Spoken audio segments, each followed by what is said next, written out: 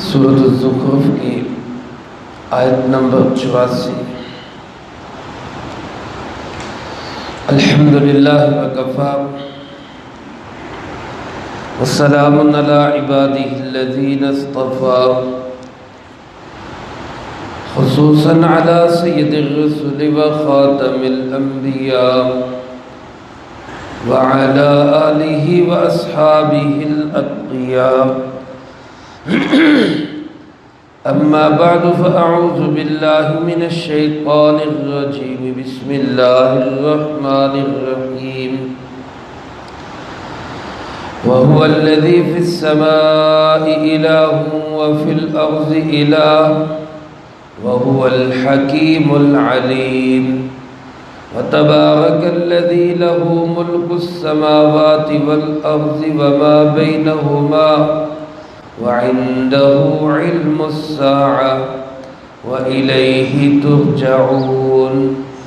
ولا يملك الذين يدعون من دونه الشفاعة إلا من شهد بالحق وهم يعلمون۔ ولئن سألتهم من خلقهم ليقولن الله فأنى يؤفكون۔ وقيله يا رب إن هؤلاء قوم لا يؤمنون فاصفح عنهم وقل سلام فسوف يعلمون۔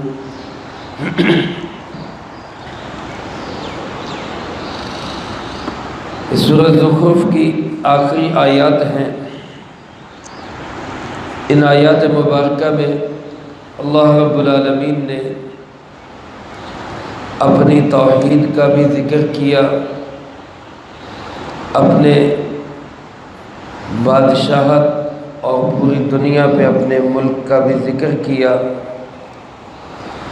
جناب نبی پاک صلی اللہ علیہ وسلم کی رسالت کا بھی تذکرہ ہوا، عقیدہ آخرت کا بھی ذکر ہوا، اور اس بات کو بھی بیان کیا گیا کہ آخرت میں سفارش کا حق کن کو ہوگا۔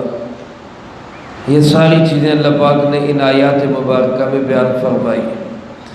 اپنی توحید کو بیان کرتے ہوئے اللہ پاک ارشاد فرماتے وَهُوَ الَّذِي فِي السَّمَاءِ إِلَٰهٌ وَفِي الْأَرْضِ إِلَٰهٌ۔ اللہ وہی ذات ہے کہ آسمانوں میں بھی وہی معبود ہے اور زمین میں بھی وہی معبود ہے۔ یعنی یہ نہیں کہ آسمانوں میں کسی اور کی عبادت کی جائے اور زمینوں میں کسی اور کی عبادت کی جائے، زمینوں میں بھی سجدے کے لائق، عبادت کے لائق، نظر و نیاز کے لائق، پکارنے کے لائق صرف اور صرف کون ہے؟ اللہ ہے۔ اور آسمانوں میں بھی نام گونج رہا ہے تو صرف کس کا؟ اللہ رب العالمین۔ فرمایا وَهُوَ الْحَكِيمُ الْعَلِيمُ، وہی حکمتوں والا ہے، وہی جاننے والا ہے۔ میرے محترم دوستو، زمین و آسمان میں عبادتوں کے لائق، سجدوں کے لائق، جھکنے کے لائق وہ صرف اور صرف اللہ ہے۔ کیوں کہ زمین و آسمان کا راج بھی کس کے پاس ہے؟ اللہ ہی کے پاس۔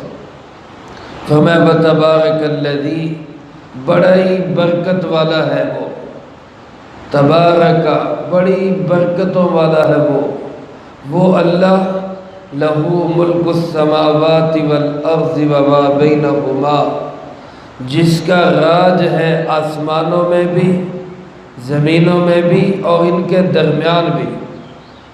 یعنی پوری کی پوری کائنات پہ مملکت اور حکومت کس کی ہے؟ اللہ کی۔ یہی میرے محترم دوستو وہ ایک نقطہ ہے جو ہمارے وطن عزیز ملک پاکستان کو دنیا کے تمام ملکوں سے الگ تھلگ ملک بنا دیتا ہے۔ ہمارے ملک کی آئین میں یہ بات صفحے اول میں اور سر فہرست درج ہے علماء کی محنتوں کوششوں سے کہ اس مملکت کا حقیقی وارث اور مالک کون ہے؟ وہ اللہ ہے۔ یہ دنیا کے کسی اور ملک کے آئین میں نہیں لکھا ہوا، یہ صرف پاکستان کے آئین میں لکھا ہوا ہے کہ اس ملک کا حقیقی حاکم اللہ رب العالمین ہے۔ اسی لیے اس کے بعد اگلی بات یہ لکھی ہوئی ہے کہ اس ملک کا کوئی بھی قانون، کوئی بھی آئین کا حصہ ایسی چیز نہیں بن سکتی جو قرآن و سنت کے خلاف ہے۔ یاد رکھیں، بعض لوگ کہہ دیتے ہیں کہ جمہوریت غلط ہے، جمہوریت غلط ہے۔ جمہوریت ٹوٹلی غلط نہیں ہے، وہ جمہوریت غلط ہے جو کسی اصول اور ضابطے کی پابند نہ ہو، جہاں صرف انسانی خواہشات اور نفسانیت کو دیکھا جائے، مادیت کو دیکھا جائے، جیسا کہ مغربی جمہوریت ہے، وہ یقیناً غلط ہے۔ لیکن جہاں جمہوریت قرآن و سنت کی پابند ہو اور اس کے اوپر یہ اس بات کا ایک اثر ہو کہ یہاں پہ قرآن و سنت کے خلاف کوئی قانون ضابطہ نہیں بن سکتا، تو وہ جمہوریت، وہ تو اسلام کی روح کے مطابق ہے۔ یہاں پہ الحمدللہ علماء کرام کی محنتوں سے یہ بات درج ہے کہ اس ملک کے سارے ہی ایم این اے وہ غلط قانون بھی بنانا چاہے تو وہ بنا نہیں سکتے، کیونکہ قرآن و سنت کے خلاف کوئی قانون بن ہی نہیں سکتا۔ اس لیے اگر کوئی بنانے کی کوشش کرتا ہے تو اس کی مزاحمت کی جاتی ہے اور اس قانون کو واپس کروایا جاتا ہے۔ تو بہرحال اللہ پاک فرماتے کہ پوری کائنات کے اوپر حقیقی راج اور مملکت کس کی ہے؟ اللہ پاک کی۔ مالک حقیقی کائنات کے چپے چپے کا وہ صرف اور صرف کون ہے؟ اللہ ہے۔ فرمایا وَعِندَهُ عِلْمُ السَّاعَةِ، اسی اللہ کے پاس قیامت کا علم ہے۔ قیامت کا حقیقی علم بھی صرف کس کو ہے؟ اللہ۔ علامات بتائی ہیں، نشانیاں بتائی ہیں، بہت ساری چیزیں ہمارے پیارے آقا جناب محمد کریم خاتم النبیین صلی اللہ علیہ وآلہ وسلم نے ہمیں بتائی کہ یہ نشانیاں ہیں، جب یہ پائی جائیں گی تو اس کا مطلب ہے کہ قیامت قریب ہے۔ کچھ ایسی نشانیاں ہیں جن کو علامات صغریٰ، چھوٹی چھوٹی نشانیاں کہا جاتا ہے۔ اولاد ماں باپ کی نافرمان ہوگی، گانا بجانا عام ہوگا، شراب کو نام بدل کے پیا جائے گا، موسیقی کا نام بدل کے سنا جائے گا، رقص و سرود کی محفلیں ہوں گی۔ یہ ساری وہ نشانیاں ہیں جو قیامت کی علامات صغریٰ ہیں اور آج ہم اپنی آنکھوں سے دیکھ رہے ہیں۔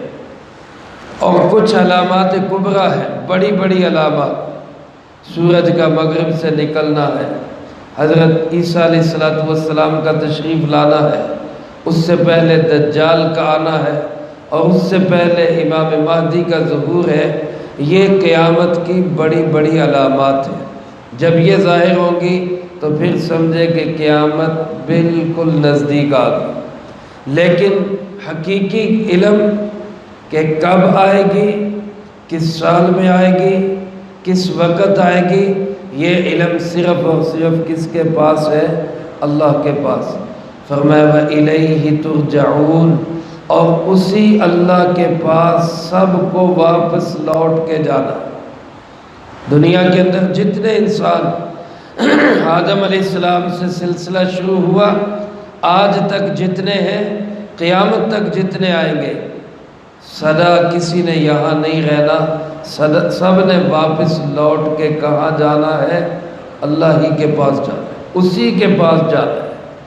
فرمایا وہاں جب اللہ کے سامنے پیشی ہوگی، دربار خداوندی میں پیش ہوں گے، وہاں اب سفارش تو ہوگی، لیکن کون کرے گا اور کس کی کرے گا؟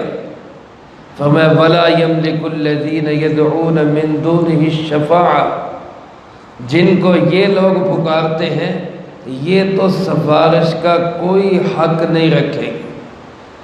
سفارش کا حق اللہ دیں گے، انبیاء علیہ السلام کو سفارش کا حق ملے گا، امام الانبیاء سید الانبیاء جناب محمد مصطفیٰ صلی اللہ علیہ وسلم کو سفارش کا حق ملے گا، قرآن کے حافظوں کو سفارش کا حق ملے گا، علماء کو سفارش کا حق ملے گا۔ سفارش تو کئی کریں گے، لیکن ان کے جو جھوٹے خدا ہیں اللہ کو چھوڑ کے جن کو یہ پکارے، اللہ فرماتے ان کو سفارش کا کوئی حق نہیں ہوگا۔ سفارش وہی کر سکے گا جو خود ایمان والا ہوگا۔ الا من شہد بالحق، جس نے حق کی گواہی دی ہوگی، جس نے سچ اور حق کو تسلیم کیا ہوگا۔ اور کس کے حق میں گواہی دے گا؟ اسی کے حق میں گواہی دے گا جو خود بھی صاحب ایمان ہو۔ یاد رکھیں میرے محترم دوستو، اگر کوئی دنیا سے خدا نہ خواستہ حالت کفر میں چلا گیا، بے ایمانی کی حالت میں اس کا انتقال ہوا، تو کوئی دنیا کی طاقت اس کی سفارش نہیں کر سکے گی۔ کوئی انسان، کوئی جن، کوئی فرشتہ، کوئی بھی اس کی سفارش نہیں کر سکے گا۔ ہاں، ایمان کے ساتھ دنیا سے چلا گیا، چاہے جتنا مرضی بڑا گناہگار، جتنا مرضی بڑا گناہگار ہے، اس کی سفارش کرنے کے کئی طریقے ہوں۔ بلکہ ایک حدیث پاک ہے، جناب نبی پاک صلی اللہ علیہ وسلم کا فرمان ہے، جو میرے اور آپ جیسے، میں تو خیر آپ حضرات تو ماشاءاللہ نیک ہے، میرے جیسے گناہگار لوگوں کے لیے وہ حدیث بڑی ہی حوصلہ افزا ہے، بڑی حوصلہ افزا۔ رسول اللہ صلی اللہ علیہ وسلم نے ارشاد فرمایا، شفاعتی لأہل الکبائر من امتی، میری سفارش کے حقدار میری امت کے وہ لوگ ہوں گے جو کبیرہ گناہوں کے مرتکب ہیں، یعنی جن سے بڑے بڑے گناہ ہوئے، بڑے بڑے گناہ انہوں نے کیے، ہو گئے، لیکن ان کا ایمان سلامت ہے، توبہ کرتے رہے، معافی مانگتے رہے، ایمان کو ہاتھ سے نہیں جانے دیا۔ اللہ کے محبوب صلی اللہ علیہ وسلم فرماتے ہیں میں بھی انہی لوگوں کی سفارش کروں۔ کتنی بڑی ہمارے لیے ایک حوصلہ افزا چیز ہے۔ اللہ ہم سب کو اپنے محبوب کی سفارش نصیب فرمائے۔ لیکن میرے محترم دوستو، اس کے لیے ضروری ہے کہ ہمارا خاتمہ ایمان کی حالت میں ہو، اور اس کے لیے ہے کہ ہم اللہ سے توبہ کرتے رہیں، اعمال میں لگے رہیں، جہاں تک ممکن ہو ہم اللہ سے معافی مانگتے رہیں۔ اگر ہمارے گناہوں کی معافی اللہ رب العالمین کی طرف سے نہ بھی ہوئی تو سفارش سے بیڑا ضرور پار ہو جائے گا۔ اللہ رب العالمین ہم سب کو آپ صلی اللہ علیہ وسلم کی سفارش کا حقدار بنائے۔ فرمایا وَهُمْ يَعْلَمُونَ، اور وہ اس بات کو جانتے ہیں، ان کو اس کا علم ہے۔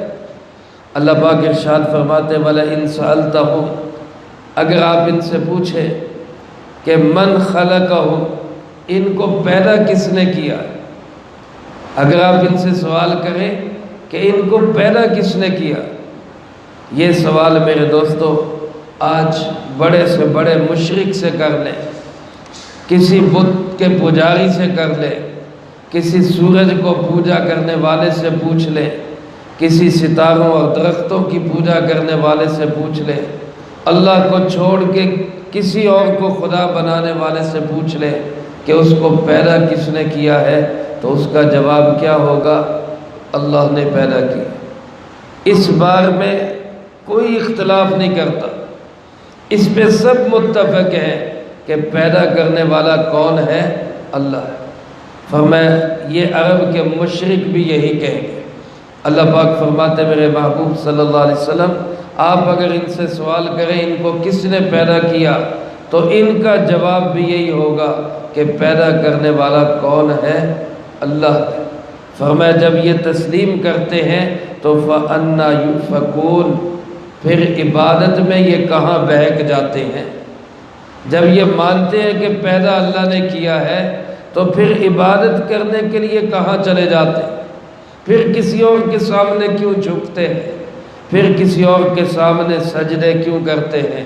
پھر کسی اور کے در پہ جا کے نظر و نیاز کیوں دیتے ہیں؟ جب پیدا اللہ نے کیا ہے تو سجدے کا حقدار بھی صرف کون ہے؟ اللہ ہی ہے۔ آخر میں اللہ پاک نے اپنے محبوب صلی اللہ علیہ وسلم کو تسلی دی، فرمایا مجھے قسم ہے، وقیلہ، مجھے قسم ہے اپنے محبوب کی اس بات کی، سبحان اللہ، قربان جائیں جناب محمد کریم صلی اللہ علیہ وسلم کی عظمتوں کے اور رفعتوں کے، کہ جن کو تسلی دینے کے لیے اللہ قرآن میں آیات نازل کر دیتا ہے۔ آج کوئی پریشان ہوتا ہے، کوئی غم زدہ ہوتا ہے، کوئی دکھی ہوتا ہے تو ماں تسلی دیتی ہے، کسی کو باپ حوصلہ دیتا ہے، کسی کی بھائی ہمت بندھاتے ہیں، کسی کو دوست احباب کہتے ہیں کہ بھائی ہم تمہارے ساتھ ہیں۔ لیکن قربان جائیں جب نبی پاک صلی اللہ علیہ وسلم غم زدہ ہوتے، پریشان ہوتے، کافر آپ صلی اللہ علیہ وسلم کو ستاتے تو تسلی دینے کے لیے میرا اللہ قرآن کی آیات نازل کر دیتا، اور وہ بھی کس انداز سے؟ فرمایا وقیلہ، مجھے قسم ہے میرے محبوب کی اس بات کی، اللہ کے محبوب کی اس بات کی قسم اللہ اٹھا رہے ہیں۔ کون سی بات؟ فرمایا یہ کہتا ہے یا رب ان ہؤلاء قوم لا یؤمنون، اے میرے پروردگار یہ میری قوم ایمان نہیں لاتی۔ دیکھ اندازہ کریں، آپ صلی اللہ علیہ وسلم رحمت للعالمین ہیں، رحمت کائنات ہیں، شفیع المذنبین ہیں، آپ جیسے رحیم و کریم ذات دنیا میں کوئی نہیں اللہ نے پیدا کی، لیکن کتنا ستایا ہوگا کافروں نے اور مشرکوں نے کہ آپ جیسے رحیم و کریم شفیق پیغمبر بھی پکار اٹھے کہ اے میرے پروردگار یہ نہیں مان رہے، یہ نہیں مان رہے۔ آپ بھی اللہ کی بارگاہ میں گویا شکوہ گناہ ہے، اے میرے پروردگار یہ نہیں مان رہے، کیا کریں؟ تو میرے دوستو ان کافروں کو بھی اللہ پاک کی طرف سے یہ پیغام ہے کہ تم بھی سوچو کہ تمہارے جرائم کتنے بڑھ گئے کہ اللہ کا نبی بھی تمہارے متعلق شکوہ گناہ کہ نہیں مان رہے، کیا کرو؟ اللہ نے اپنے محبوب صلی اللہ علیہ وسلم کو فرمایا فاصفح عنہم، میرے محبوب ان سے درگزر کر دے، معاف کر دے ان کو، چھوڑ دے ان کو، اگنور کر دے، نظر انداز کر دے۔ اے میرے محبوب آپ ان سے اپنے آپ کو الگ کر لے، چھوڑ دے، ان کی فکر ہی نہ کرے۔ وقل سلام، اور آپ ان کو سلام کہہ دیں۔ سلام کہہ دے کا مطلب کیا؟ کہ بغیر کسی لڑائی جھگڑے کے، جیسے کوئی بندہ الجھنا نہیں چاہتا وہ کہتا ہے یار اچھا ٹھیک ہے یار گال چھاڑ دو، بس وہ اتنا کہہ کے سائیڈ پہ ہو جاتا ہے۔ ورنہ کافر کو سلام کرنے کی اجازت نہیں ہے، کافر کو السلام علیکم کہنے کی یا اس کے سلام کا جواب دینے کی شرعاً اجازت نہیں، بلکہ حکم یہ ہے کہ کافر سلام کرے بھی تو جواب میں صرف وعلیکم کہنا چاہیے، وعلیکم السلام نہیں کہنا چاہیے۔ السلام علیکم تو کافر کو ابتدا سے کہنا ہی نہیں چاہیے، اسلام کا حکم ہے۔ تو یہاں وقل سلام کا معنی یہ نہیں کہ آپ ان کو سلام کہیں، بلکہ مطلب کیا ہے کہ آپ سلامتی کی بات کرتے ہوئے الگ ہو جائیں، بس ان سے کہیں بھئی ہم الجھنا نہیں چاہتے، لڑائی جھگڑا نہیں چاہتے، پیغام دعوت آپ کو دے دیا، آپ کی مرضی تسلیم کر لو، نہیں تسلیم کرتے تو اللہ فرماتے فَسَوْفَ يَعْلَمُونَ، ان قریب ان کو پتہ چل جائے گا، بہت جلد ان کی آنکھیں کھل جائے گی۔ جب قیامت کے مناظر نظر آئیں گے، موت سامنے آئے گی تو پھر ان کی آنکھیں کھل جائے گی، لیکن اس وقت کے پتہ چلنے کا کوئی فائدہ نہیں ہوگا۔ میرے محترم دوستو، اس سورہ زخرف کا پیغام توحید کا پیغام ہے، سورہ زخرف کا پیغام جناب محمد کریم صلی اللہ علیہ وسلم کی رسالت و ختم نبوت کا پیغام ہے، عقیدہ آخرت کا پیغام ہے۔ اللہ پاک ان تمام پیغامات کو ہمیں دل و جان سے تسلیم کرنے اور دوسروں تک پہنچانے کی توفیق عطا فرمائے۔ اللہم انت السلام و منک السلام تباركت ربنا وتعاليت يا ذا الجلال والإكرام. اللهم أعنا على ذكرك وشكرك وحسن عبادتك.